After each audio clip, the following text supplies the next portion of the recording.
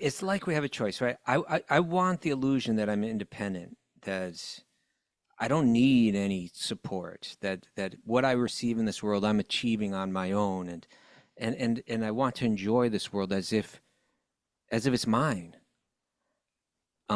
And so, okay, if that's what you want, you can operate in the virtual reality, but programmed into the virtual reality is the law of karma. And that's, it can be painful, it can bring pleasure, it can bring pain, but ultimately it's a reformatory kind of element. That's, we can call it cosmic sensitivity training. It's meant to help you. Really, Wait, what it's, what?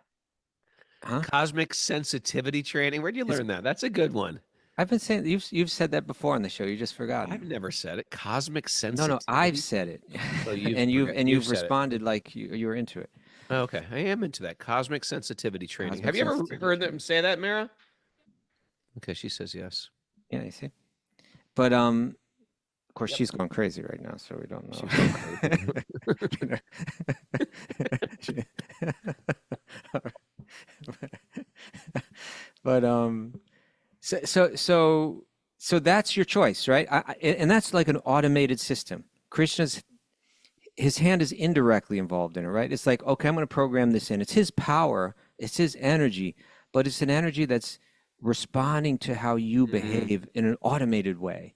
He Mm. doesn't even have to get personally involved in that. You made the choice when you're ready to turn back and say, I don't want this automated system anymore. I want to be under your care. Then he's like, oh, let me shut that off on your account, right? ॐ नमो भगवते वासुदेवाय ॐ नमो भगवते वासुदेवाय ॐ नमो भगवते वासुदेवाय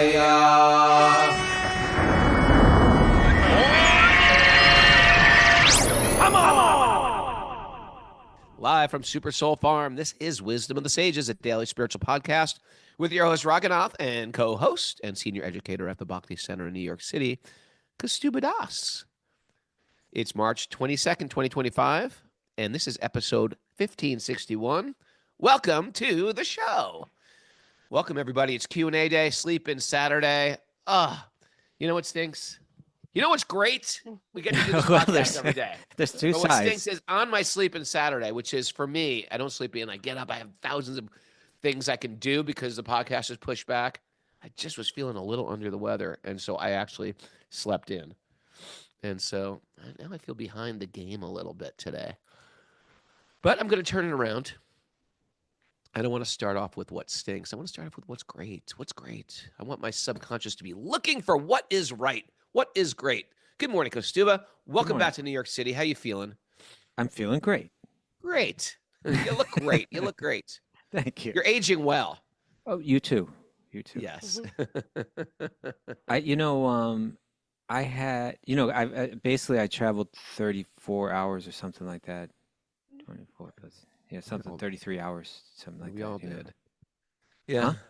I But said we all did that. Yeah. But go on. okay, no, I won't bother to share anymore since you've clearly done everything that I've done. Okay. You okay? Yeah. No, but I had a beautiful exit from the whole, I went to Haridwar on the way out. Oh, Haridwar's nice. Prabhu. I love Haridwar. You saw the photos I sent you, right? Yeah, it was beautiful. It was so,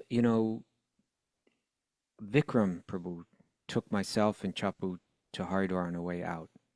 And she had, I can't go into the details, but she had somehow very mercifully, Lord Nṛsiṁhadeva entered her life. And she had a deity, very beautiful small deity. And we wanted to kind of have like a little, not exactly an installation, because very old deities probably been worshipped, for centuries. But like, just try to kind of inaugurate the new era of worship. Mm. And I brought him into the Vikram. He took us to this place. He's so good. He was very kind to us the whole time we were there, and really just nice devotee. He serves a lot with Indra Swami and other great souls. And he took us to this ghat that was like quiet and really beautiful. Not the main ghat that everybody goes to. A ghat is a bathing spot. Yeah, bathing spot. And this was like going back in time. This place, it was beautiful beach, and it was just. I think it was at about 8:30 in the morning that we got there. 8 in the morning. The sun was just rising, and it was like that golden hour. Like everything was beautiful. And I was holding Lord Nṛsiṁhadeva in my hand, and I was taking water and pouring it over him and chanting Brahma Samhita and other prayers to Lord Nṛsiṁhadeva. And the sun was like sparkling on the water. Mm. And you know how like sometimes the sun shines, like you see the separate rays coming down? Yeah. So it was sparkling in the background behind him. It was sparkling like crazy, like behind my hand. And then the sun was doing those rays things. And as I was taking the water and pouring it from my hand, it looked like I was just pouring rays of light, like sparkles on him, of light. Like light is coming out of your body. Well, it looked like Vaikuntha. That's what I couldn't help but think like, this self-luminous. You were like an angel. You were like an I was angel. not. I wasn't putting myself into it like that. But and then we took after that we took the deity and we put him like took a rock and bathed it with some Ganga water, and then put like a copper plate on it, and then we garlanded him with lots of flowers, and then I had early in the morning, Mukesh had through Tara sent me like a box of sweets.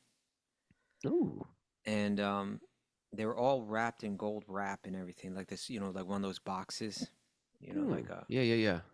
Box of sweets from India. And so then I was offering that, and then this cow came over, sweetest cow, and the cow, was sniffing around, and I could see it was, getting a little close to the deity because it was all covered in flowers. Yeah. So then I gave him like a lot of flowers to eat on, and while I was chanting the mantras, he was like eating the flowers, and I was petting him. And then, when we were done with the offering, we fed the cow, and we fed like all these pilgrims came up from Tamil Nadu, and the whole scene, it was just like the most beautiful scene to leave India with. When something about Haridwar feels like you really go back in time in that place. Yeah. Even on the very external level. Well, you never see Westerners there. So it's you're around a bunch of classic Hindus from all over. Go there, it's like their life to go to Haridwar. These are people that came all the way up from Tamil Nadu probably for one time in their life to bathe in the Ganga, right? And they go to Haridwar. It's like a family thing. It's what we do in America. We go to Disneyland, Epcot. We made it. We made it to Disneyland. Remember that year we went to Disneyland? That's what they do. Yeah. They travel on a bus for days to get to. I know. And you see those, we're cruising on our like 5-star buses, with that have microphones and have AC. But sometimes you and I pass these old school buses, like the ones they used to have when we first went to India, that looked like they were made in a high school metal shop, like with some chassis made from old tractor parts. These bars across the windows. They look like they're welded together, and you see them packed to the gills with pilgrims. And they're just like, Indians love pilgrimage. Yeah. They just do it. And there's millions of different like auspicious times that they go too. All around India, in every different state, there's different pilgrimage things to do. And they're into it. And if they're poor, they don't care. First of all, the rich love pilgrimage. But the poor is they're like, the poor love it. The poor love it too. The poor is just like, okay, we're just gonna, we're gonna just sleep wherever the bus parks. Not that they have a hotel. They're just gonna lay out a sleeping bag or a chudder or a blanket and just sleep there. They're just like focused. The goal isn't their comfort. The goal is, I want to go to this place of pilgrimage before I die. Period. Yeah. It's a thing. It's a thing. The whole thing felt, like you read about it, this was the simplest of little ceremonies. I was just pouring water with my hand and chanting mantras, and then we poured a box of sweets in front of him, and then we had a few flowers. But the way the cow came, and the way the light was, and the way that it felt to be in that water, and then afterward, you're always supposed to like give in charity, and just like feeding these sweets to the cow, feeding them to the pilgrims. That was your charity? It felt like it really felt like auspiciousness was just raining down big time. There was you probably know? some poor Brahmin. You're like, sorry, I'm going to give to the cow. No, I There's gave my to everyone. charity. We were giving the whole box away. Oh, you're giving the Everyone sweets saw it. away. Okay, that's Yeah, nice. yeah, yeah. It was God, so nice. You know, there's Yeah. nothing like India. You Nothing know, like these India. places. I love it. Even after I come back from being there for a long You're time, I'm still always there, like, right? I miss India. Yeah, It has that effect. it does. People, I've run into people on the street all the time they're really like, that I went to India with me. Matter of fact, one of the times I was at your house not that long ago, I ran into somebody I took years ago. I've been taking people since 2007. Yeah. Yeah, some lady's going with me this year. She's like, yeah. And when I lived in LA, I was taking people. Yeah. And lady goes, yeah, I signed up in 2007. I couldn't go, but now I want to go. So it's one of these things. It's like people, when they do. So anyway, I was at your house and I was in the street and I ran into someone. She's like, Raghunath, I haven't talked to you since pilgrimage. And I was like, that was 6 years ago.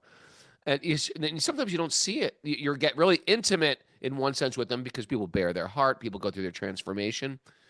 And then maybe they never talk to me or we're not in each other's circle anymore. And she ran up to me. She goes, I think of India every day. Well. You know, it has such a profound effect on people's Yeah. everything people do, you know? Anyway, how are you? You know, I feel I'm still flying high from that. It was an absolutely beautiful way. You know, the last month, I felt very blessed because I felt like I had the opportunity to please Indra Swami. Ah, You know, that's a nice way to look at it. yeah, because you know I did a kind of a marathon month there. You know, speaking in the mornings and evenings on top of doing the podcast in the afternoon. I am very impressed with you, my friend. No, When I I'm not. see you, Thank when I you. see you, I'm going to bow down personally To the your divine within light. me. Not to you, to your Right, light that's within you. fair enough. Yeah. If you'll bow down to my light I'll within high me. five you, but to your Okay. light, I will bow. Okay. I'll high five your body. All right. But you know, he was very kind and appreciative, and it was more than anything, I felt happy that he was happy. These great souls that have given their entire lives to Prabhupada, and I just you know, it was nice, and so I'm riding high from that. But I'm glad to be back in New York. I'm ready to dig in here, All right. so all's good. Good. Alrighty. How So about it's Mara? Q&A day. Today is the day that we ask for questions. But first, But first, Miss Mara's here. Good morning. hello, Mara. I Miss bow Mara down to the cannot divine light can I within. share this. She's finding it impossible to find an appointment with a neurologist. I have an appointment. It's just in mid-July, so it's a little bit farther away than I was hoping. I was like, when I first went to Mathura, I was like, what kind of like clown hospital is this? And now I'm like, those Mathura bosses, they really have it down. You got to eat. And they say Jai Shri Radhe when And they say say, it. Yeah. and they say, Jai Shri Radhe, do a puja and put some cinder on your third eye. I can't. We're here in the most sophisticated, wealthiest country in the world. You know, Healthcare, Bubba. we You got- cannot get a neurology appointment until July. Come on, America. Do we have to that's go what to they- Mathura to get the medical attention we need? And that's with an urgent referral too from That's my with an- primary. Urgent referral. That's crazy. Is Yeah. that crazy? I mean, that's what they always complain about. They say, "Oh, even with countries that have like good healthcare, it's like, yeah, but you have to wait forever." It's like, Right. well, here we go.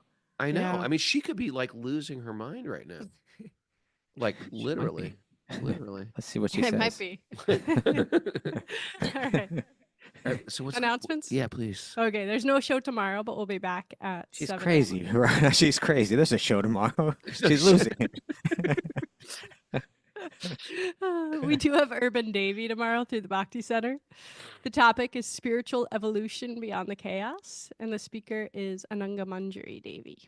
Okay. So people can go to bhakticenter.org/Urban Devi. So, ladies, everyone else, like the men, they're not going to have a show tomorrow, and they're just stuck. And you Yes. can't identify as a lady either. We're not going to let you in. They don't let that in. They don't let that in. All right. So, ladies, they got it made tomorrow. They can do the Urban Devi from the Bhakti Yeah. Center, Yeah. but 11 everybody a.m. else. Hey, me and Okay, Lori what- Pag are doing a yoga and kirtan retreat. Me and Lori Pag. If you love Lori Pag like we love her, doing it at Super Soul Farm, and the dates for that are Yeah. July 18th through 20th. okay. Okay. Lori Pag's going to put her contact on the board right now. Chief's going to come up for that. Are you kidding? Me and Chief are having a wrestling match. We built a wrestling arena. Right So next to psyched the for that. Peacock House. Right next to the peacock house. Okay. One other thing. So what time are we on Monday? 7 a.m.? 7 a.m. Raghu's gone, but Kishori Gopi will be co-hosting with Kaustubha. Acha. Alrighty. Okay, Alrighty. Kishori Gopi. The newlywed. Not yet. Okay. Yeah. All right. Let's get on with the show here. We have a question from Marina. This is Marina from Canada. I don't know. It was on Oh. YouTube. This one came through YouTube, which we don't normally. That's not We the don't way normally to go. take YouTube questions. If you don't No. follow us on YouTube, follow us on YouTube. You can watch us there. You can see our faces. I actually like listening to podcasts on YouTube because I can sort of see their face. Gives me a connection. Okay. She says, "Thank you for the great episode. I'm not sure if I understood two seemingly opposing takeaways. Okay. The first one being, devotees take no offense, but Lord Vishnu does. And what do I know about what I deserve?" What episode was this from? One of the recent ones last week. Yeah, it sounds very I think one recent. of the ones with Jeep, maybe the first one with Jeep. You know, Yeah. the first two with Jiva, we did like sort of like we opened the box of apologies Pandora's and taking box? offense and forgiveness. It is a Pandora's box, but it's something devotees have to dig into. So yesterday was the forgiveness episode.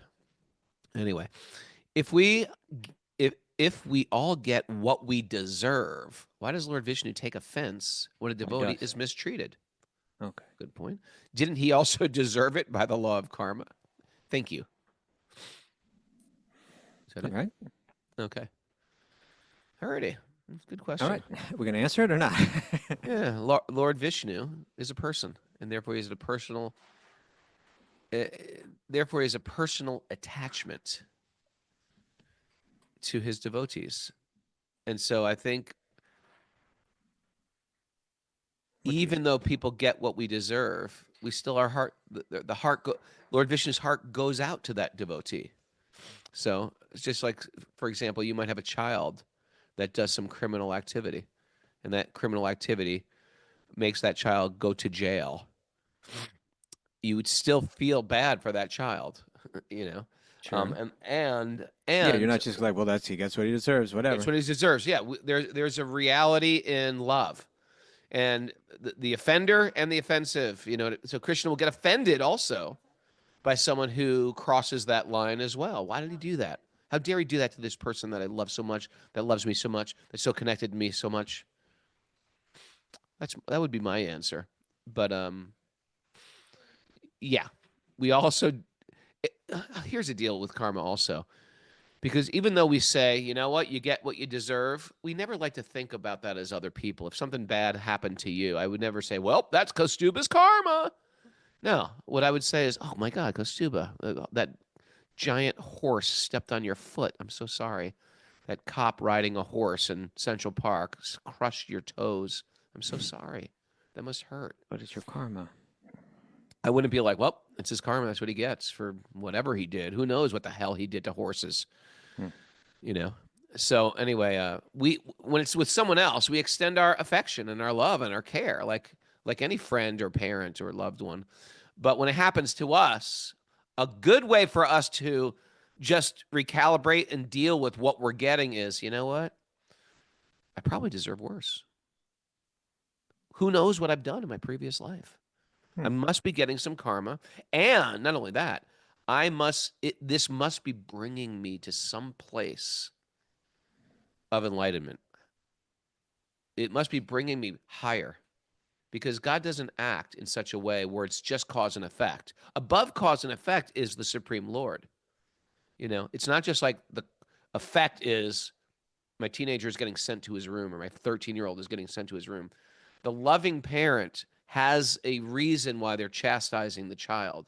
And it's not just to put them in their room to isolate themselves. It's to help them learn a lesson so they won't trip up as an adult. Oh, yeah, maybe that's going a little in the direction that I was thinking. Now I'm thinking like Kaustubha. Good. That's a good sign. Oh, okay. Well, let's see. But, there's one assumption in this question, which is that if a devotee's been mistreated, that it is a result of their own karma. right? So, but what if it's not a result of their own karma? In other words, of course, there's a famous verse in Bhagavad Gita, Mahatmanas tumam partha, daivim prakritimashita, right? That the Mahatmas, the great souls, that they've taken shelter, or they're under the protection of the divine nature, not the law of karma. The law of karma is the external nature, this daivim prakritim, the spiritual nature, the spiritual energy. This is the choice of Krishna's devotees. I don't want, it's almost like we have a cosmic choice to make. Do we want to live like under the illusion that we're independent of that divine being that's the root of all existence? Yes, I do. That's what I want to explore. That's what I want to experiment with. I want to enter into the virtual reality. That's the life I want to live. I want to be free of that idea. Okay, no problem. Then you will be operating under the law of karma, and you will be free to to make choices as you like. And this law is programmed into the virtual reality that you're in. It's called the law of karma. And we're gonna gotta wait 1 second because my battery's gonna run out. Hold up. Your battery's gonna run out? You entertain while I'm away. What you got? Entertain? How about drop wisdom, huh? Oh, yeah, You think I'm just a mere entertainer? What am you I, a can little do that puppy? in an What am I, a entertaining little way. dancing dog for you? You can entertain. You can do that in an entertaining way. See what I mean about the crazy sounds, Raghunath? Right there. We could use that for the Yeah. Well, someone left it on the message board. The Raghu's ecstatic sounds, Raghu's ecstatic noises. I really think I've changed. I really think I've evolved into a more sober, grave devotee in these last few years by reading the Bhagavatam. It's taken all the fun out of my life. I'm just like flatlined. I'm becoming like Kaustubha. All right, I'm back. See, even that could have been used. And this right now, you're coughing and laughing. You see? Oh, Kaustubha. All right. So as I was saying, I'll try to get back here. That it's like we have a choice, right? I want the illusion that I'm independent, that I don't need any support, that what I receive in this world I'm achieving on my own, and I want to enjoy this world as if it's mine. And so, okay, if that's what you want, you can operate in the virtual reality, but programmed into the virtual reality is the law of karma. And that's, it can be painful, it can bring pleasure, it can bring pain, but ultimately it's like it's a reformatory kind of element. That's, we can call it cosmic sensitivity training. It's meant to help you. Really, Wait, what? Huh? Cosmic sensitivity training? Where'd you learn that? That's a good one. I've been saying you've said that before on the show. You just forgot. I've never said it. Cosmic sensitivity. No, I've said it. So you've responded like you were into it. Okay, I am into that cosmic sensitivity training. Cosmic Have you ever sensitivity heard them say that, Mara? Okay, she says yes. Yeah, you see. But of course, she's going crazy right now, so we don't know.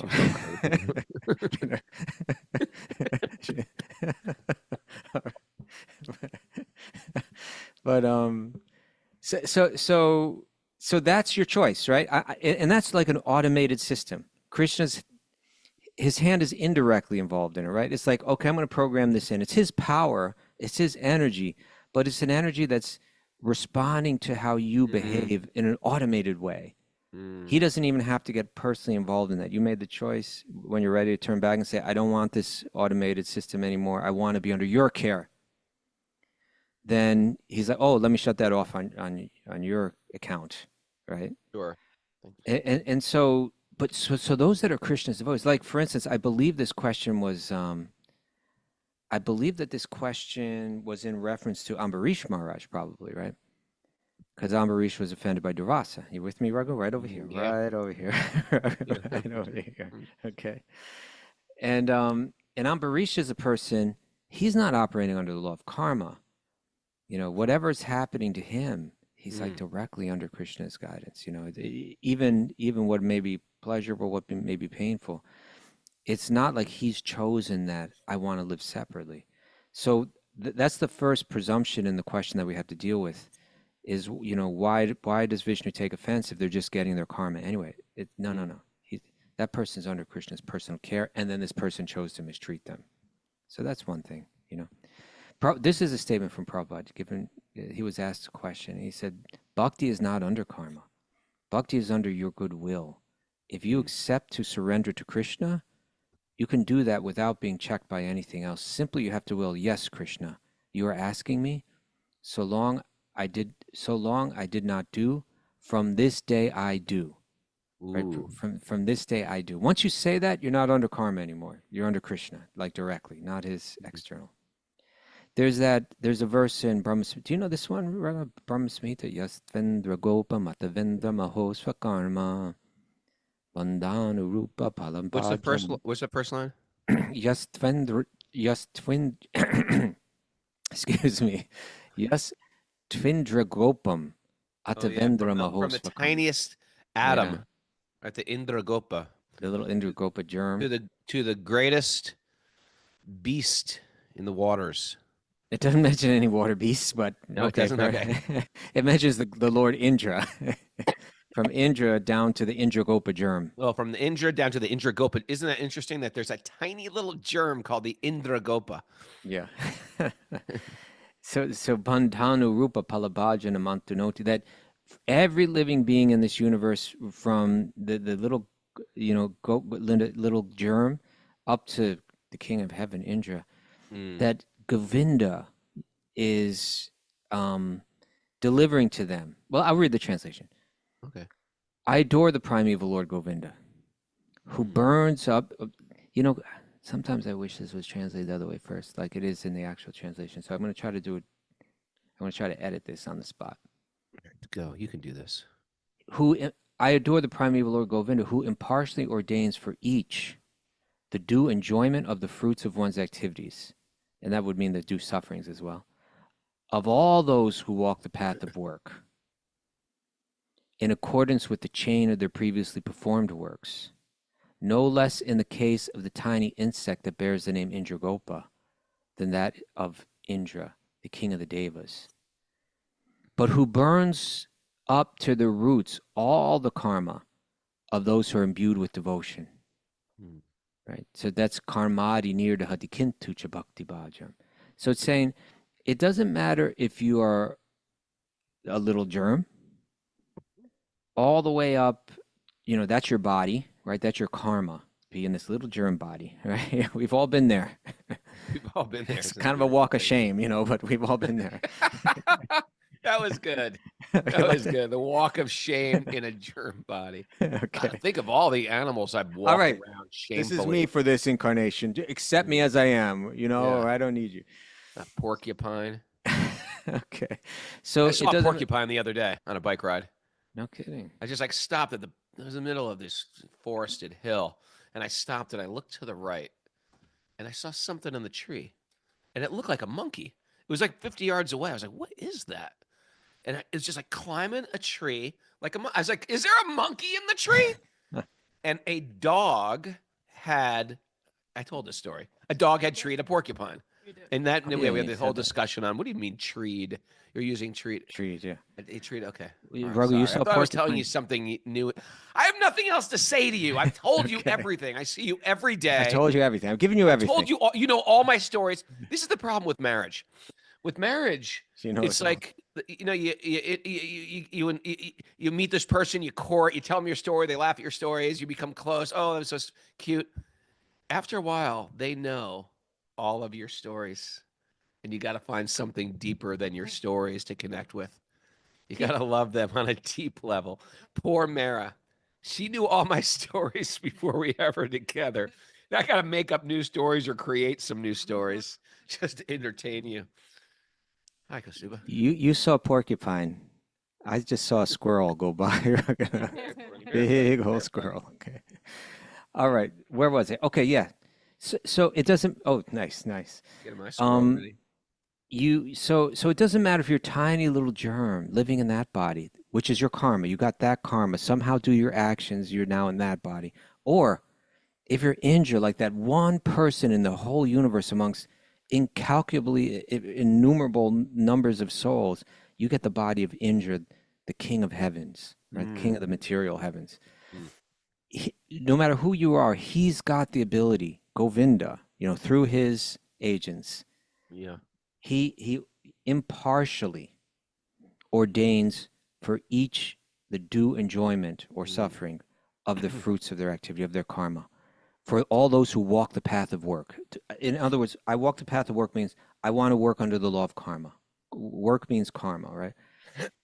So the text is saying that, yeah, if that's the choice that you make, yeah, I want to, I'll operate under the law of karma. Okay, you got it. That way you can kind of have your illusion of independence. You're going to get your karma. But karmani nirdhatikin tuja bhakti bhajan. But once you say, like Prabhupada was saying, they're like, from this day I do. From this day I'm under you. I recognize you. I want to serve under you. I want to please you. I want to connect with you through love. Then now even Indra doesn't get that privilege, to be directly under the Lord's protection. So Mahatmanas tu mamparta daivam prakritamashita, that's the divine energy that the devotees are working under. So even if someone's not fully under that, Krishna cares, as you were saying, right? Yeah. But particularly, it says he's impartial, right? He impartially ordains for each the due enjoyment of the fruits and ones of activities for all those who walk the path of work. In accordance with the chain of previously performed works. So he's impartial. Okay, you've been like this, you get that. Oh, you've been like that, you get this. But with the devotees, he actually becomes very partial. Oh, you turn back to me? I'm personally very concerned. And that's why, particularly, that if you offend that person, he's not impartial. That person has become very dear to him. It's there for all of us. It's not like only some of us have that opportunity. We're in a practice of becoming dear to Krishna. Yeah. We're in a practice of, it's not like mom doesn't love all the kids the same. Mom will always say, "Oh, I love them all." But sometimes kids become very, very affectionate to their mother, even after their childhood years are over or teenage years are over, and they develop a very intimate relationship with their parents. And some just sort of go their own way and have no relationship with their parents. And the parents still love them, so to speak, even if the kid went to jail. I'm sure, like, Stalin's mother loved him, even though he did atrocities. But it's one of those things, like the parent loves, but sometimes the child develops a very, very affectionate relationship. So bhakti is practicing to become dear to Krishna, be extra, especially noticed by Krishna, extra trying to please Krishna so much. And we develop a strong, affectionate bond. And I was thinking when you were speaking, there's also this idea, we throw this word privilege around. The highest privilege, the highest caliber of privilege is that in times of great, is money is not the measurement. The highest degree of privilege is that no matter what we're going through, when hell comes our way, and hell comes to everybody, doesn't matter if you're rich or you're poor, hell comes your way. Are you thinking, "Oh, Krishna, I'm going through so much hell right now. What would you like for me? Thank God I'm thinking about you. I feel so close to you." If you can give your mind, your consciousness, your heart to Krishna in tragic times like that, that is the highest privilege, especially when you're on your deathbed. That is the highest privilege. And we've seen very wealthy people. I'm sure you go to a hospital and very wealthy people still die, still have to leave their body, still can be very tragic. Or you can have wealthy people that are devotees. And even in their, we're talking about Hari Priya's father, who, like, in his old age, like, he's asking, "Oh, I want to walk." This is what he's doing for retirement. He's walking the length of the Ganga. That's what his retirement plan was. These people, Raghunath, they're just amazing. They're just not ordinary people. I want to walk the length of the Ganga. That's like, it's like walking the Appalachian Trail when you're 70. And a lot of times these Indian guys have never even walked that much. Like in America, it's like, I think I want to start going to church on Sundays again or something like that, Right. In India, it's like, I want to walk the entire length of the Ganges River. Yeah. It's like, yeah, you get absorbed, you do that, And we've seen poor people who, materially speaking, are not privileged whatsoever. If anything, they're the least privileged, but they have a heart of bhakti. Mm. And even in times of great distress, they're thinking, oh, Krishna. Oh, Krishna. Matter of fact, I think I was talking to Vishaka, because it was Vishaka who wrote in her book that she went to live in Vrindavan before the devotees had a temple there. Right. And I said, what was it like? Because she started interviewing all these widows. And if you want to talk about poverty and no privilege, these poor widows of Vrindavan have nothing. And I was like, why did they? She was saying that they were very inspiring in bhakti. I was like, why would they inspire you? There was no opulence. There was nothing. It was almost because a lot of people to this day, I think I saw an article recently about, I met the widows of Vrindavan. It was the saddest situation. And I was like, well, why didn't you think it was sad and devastating? She goes, oh, because their hearts were so lit up. I learned so much from watching them. And it really boils down to old age, widowhood, they're all desperate situations, but your consciousness, if you can lean into Krishna as my Lord, I trust you, Krishna, Oh, at the time of death. What a privilege that is. That's the highest privilege. We have the opportunity for that privilege, even if we have the so-called schlep rock or bad luck life. Do you know what schlep rock is? You don't even know. No. Oh my God. I don't either. No, schlep rock is. Put it on the board. But yeah, the chief does. It just means if you are the most unlucky person in the world with your so-called material fortune, everything's gone wrong for you. You had a bad parenting. You had, you had bad education. You're not that attractive. People overlook you. You can still have the most successful privilege if you choose it. If you choose it, you can choose your privilege. It's got nothing to do with what you have. It's got everything to do with your focus, your consciousness, and your intention. Oh, Raghunath, to have that level of, I suppose it's a combination, it's a blend of one, detachment, because if you're not detached, you can't take a step forward. Mm-hmm. And two, I suppose the faith. This is what I should do with my life. Because normally we want things to be very settled, especially as we get older. I just want to live in this house. I want to be protected. I want to, Yeah. And at a certain point, especially towards the end of your life, to say, I'm just going to shake the whole thing up now because I want to die on another level of consciousness than I've been in all this time. I need that, man. Oh, let's get you out of that house. I'm watching you, and I think you're good. I think you're good. Okay. I appreciate you. You've All lived a right. life of I sort think of. you're good too. No, I know, but I'm not. But you've lived a life of detachment and you have a strong vairagya twist to you, and I need that more as I'm getting old. I think you know what I'm going to do this year, Mara. I'm I'm gonna going shake to it up. sleep outside more. Sleep outside under the stars, Okay. just to be a little bit uncomfortable. Yeah. And to be a little bit connected to nature and just be a little bit more austere. I know it's material, but I think it's good for me to just not, I think it's good.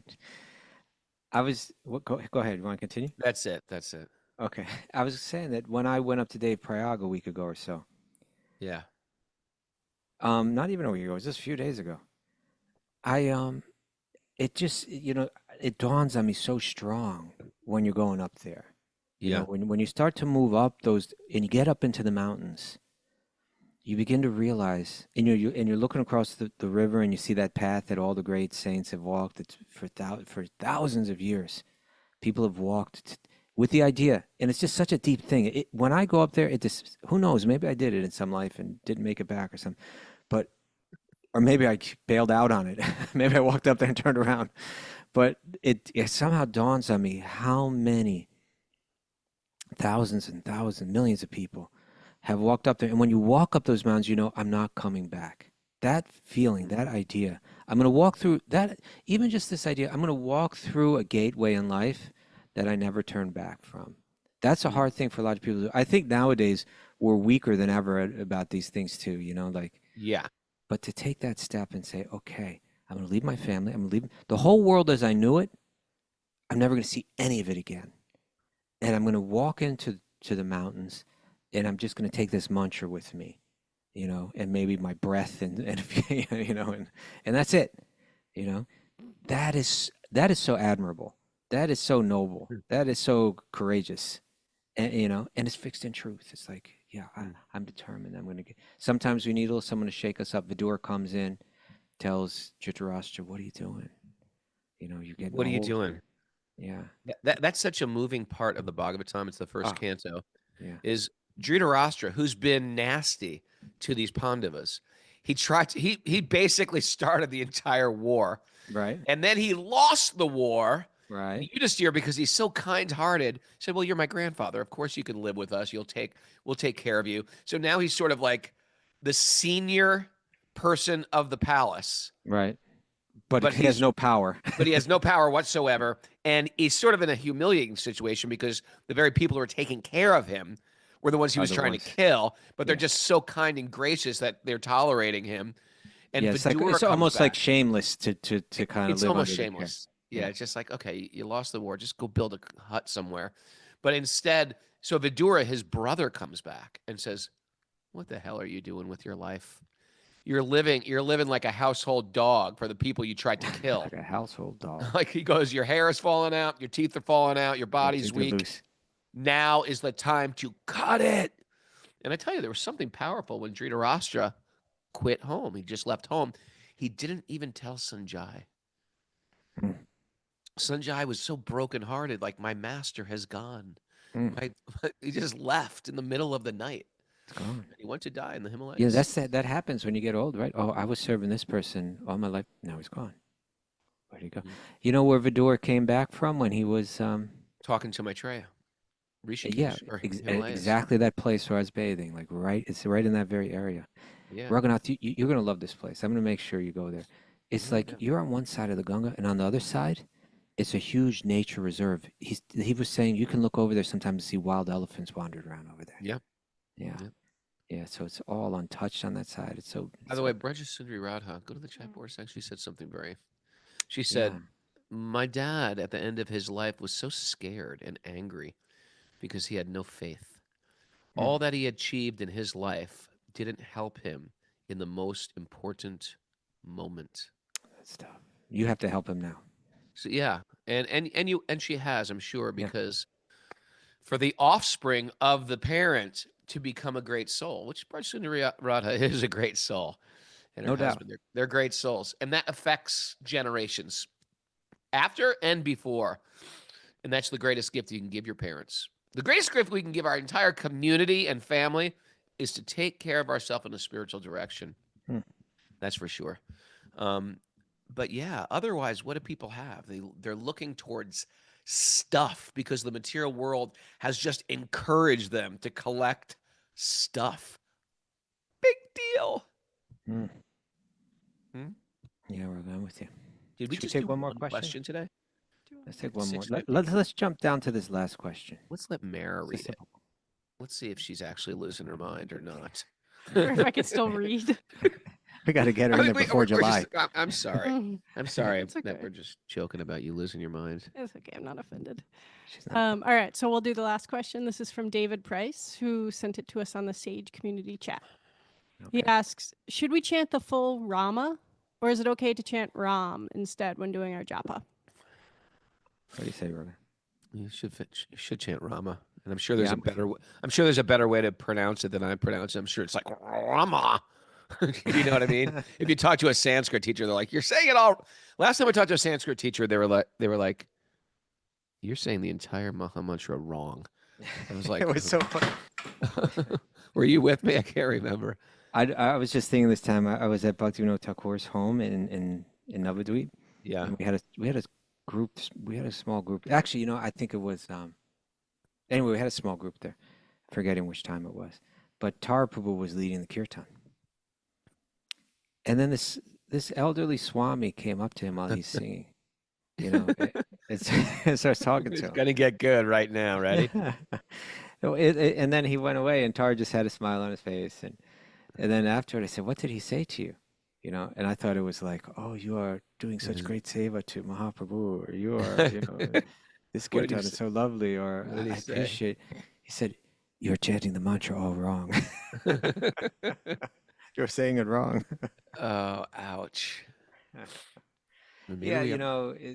and we've discussed this, I think, somewhat recently, that it is so interesting that statement that Srila Bhaktisiddhanta Saraswati Thakur is making, was saying the syllables aren't exactly the name, right? There's a life in the name that's carried, that's non-different from Krishna, and it comes from the heart of the devotee. He said it descends into the ear, and then enters the heart. And then when you chant from the heart and it comes out through your mouth, then that's Krishna's name. And otherwise, it may be like you have like the capsule, which is like an external thing, but it doesn't have the holy name inside that capsule, right? Sure. It's not the real thing. I mean, you could And get, the son of Sam to chant the Hare Krishna Maha Mantra. It's not going to have the same effect. Raghunath, even the son of Sam could chant the mantra if, offenselessly. That potential is there. People don't even know who the son of Sam. You don't even know who the son of Sam is. You've heard of the son I've of heard Sam? the son of Sam. Okay. I'm Son of dating Sam. That was myself like with my serial killers. Son of Sam was just about as evil as you could get. Like when When we were kids, when right? we were Like, kids, the oh, son like of that's Sam, it doesn't get like Hitler. There's like Son of Sam. There's just like right up there. There's the devil himself.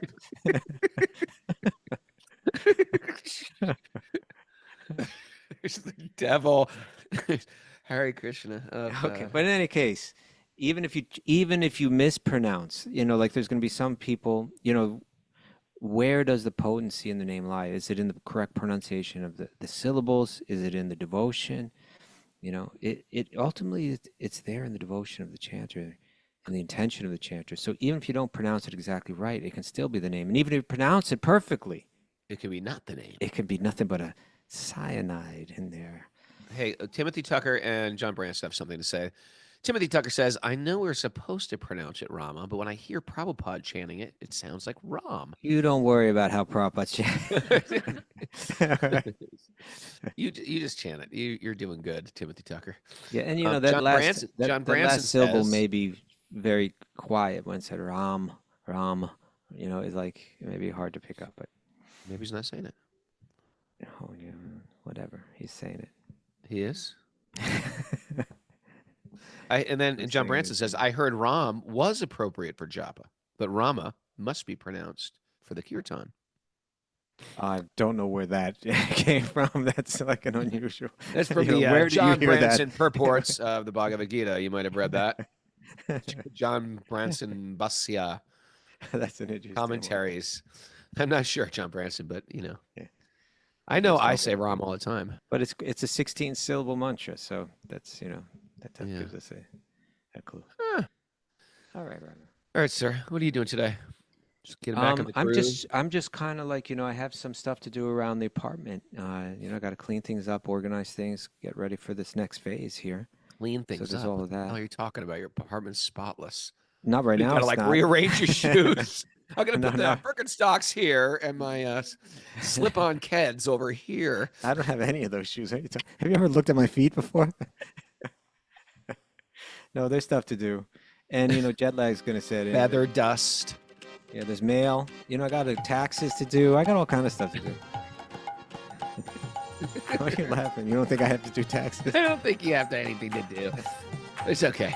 Gotta rearrange your books. Oh, look at this one. This one's out of order. This should be with all the Vaishnavacharya books. And Look, who put it into the Leela and the Parikaram section? Look here. I got a Look big at all this stack of- stuff. Big stack of mail here. It's mostly junk mail. Mostly. That's true. Why do banks keep sending me stuff? Haven't they caught on yet? Haven't they caught on with You're approved. paperless? Okay. Alrighty.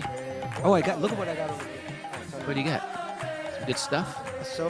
This is what I've been waiting for this. Where did you get the John V. Harrison T-shirt? Did you ask for it after the I went to the concert? Did you go up to her and go, "Can I get a free No, T-shirt?" I went and purchased it like a normal person. Did you? You went and actually said, "Here's some money. I want to wear this shirt." What do you think? I'm like a cheapskate or something? Between devotees and the hardcore scene, we're all cheapskates. I did get this free though. Oh yeah, I got that too. I was sitting here You know waiting. what else for I it. got? I got my cancer. Is that down here? No, in the way. Should wear it. Yeah, that's Sega's book. If you didn't get Sega's picture book, That comes with these stickers. I know. I'm gonna stick one in my truck. I don't think the bumper would be Back of appropriate my though. truck.